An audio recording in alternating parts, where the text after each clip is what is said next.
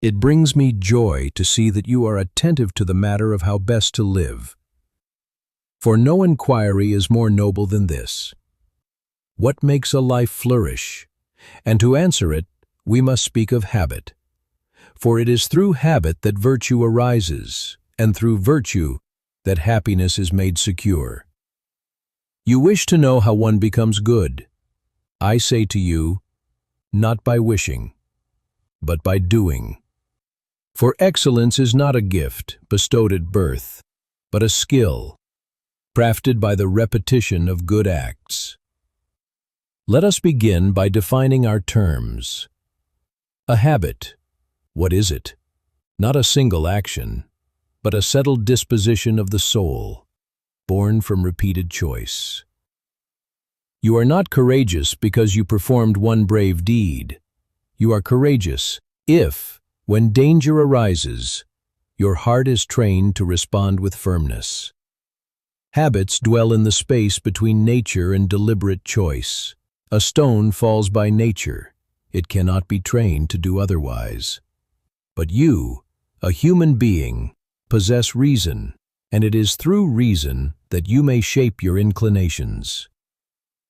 If one eats with moderation, speaks with kindness, works with diligence, not once, but day after day, such patterns become second nature, and thus habit becomes character.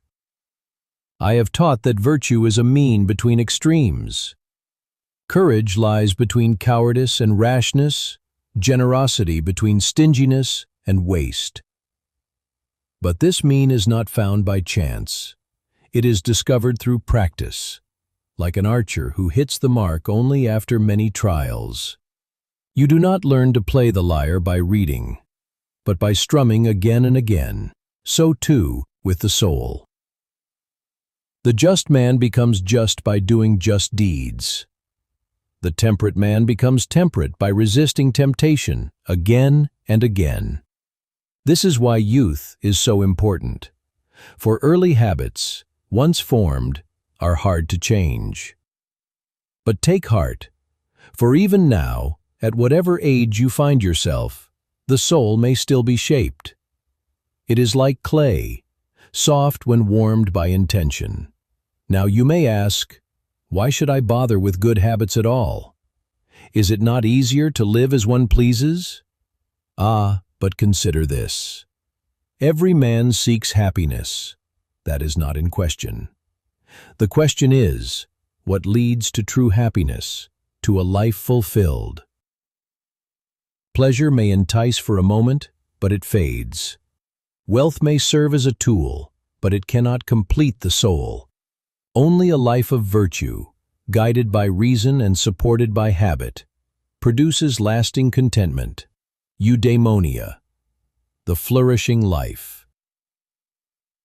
Good habits are like companions that walk with you, guiding your steps even when your will grows weak. In sorrow, they anchor you. In confusion, they direct you. In triumph, they temper you. Now we must ask, how are habits formed? First, through deliberate choice. You must decide to begin. One does not drift into virtue. Second, through repetition. What is done once may be an accident.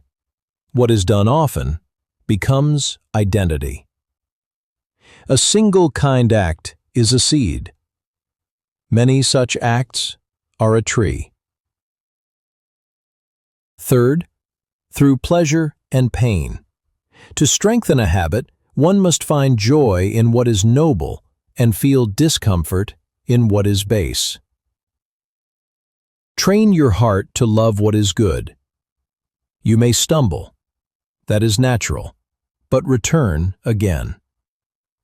For just as a builder raises a house brick by brick, so must the soul be built, act by act. Perhaps you wonder, what of the habits already formed? What of those that enslave me? Laziness, anger, indulgence. Then take this as your hope. What was learned, can be unlearned. A bad habit is not a curse, but a crooked path, one that can be made straight again. Begin with small victories. Do not aim to overturn your life in a day. Instead, act against the vice whenever it arises. If you are prone to anger, then, when insulted, delay your reply. If you are gluttonous, then rise from the table with hunger still in you. This resistance is painful at first, but the soul, like the body, grows stronger through strain. Surround yourself with good models, for we are shaped not only by our choices, but by the company we keep. Now listen carefully, for this is the paradox. The more you are governed by good habits, the more free you become. A man ruled by passion is a slave. He chases, he craves, he collapses. But the man whose habits are virtuous acts from his best self. He is master of his passions, not their servant. Freedom is not doing whatever one desires, but having the power to desire what is truly good.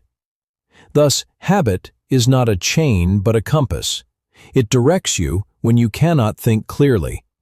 It lifts you when your will falters. It becomes your second nature, and that nature is virtuous. So, I say to you, if you seek happiness, do not chase it. Build it. Build it by acting with purpose each day. Rise with moderation. Speak with justice. Love with kindness. Work with diligence. Let these things not be rare, but regular.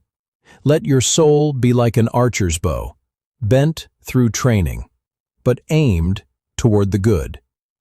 Remember, no habit is too small to matter. No act is too minor to shape the soul. Over time, what you do becomes what you are. And what you are, my friend, determines the life you will live. So begin today, not in haste, but in conviction. And though the journey be long, take comfort. Each step is a shaping of the self. Each choice is a laying of the stone. And in time, you will look upon the temple you have built, and you will call it a good life. Thank you. What habit are you working on right now, and what's your goal with it? Let me know in the comments.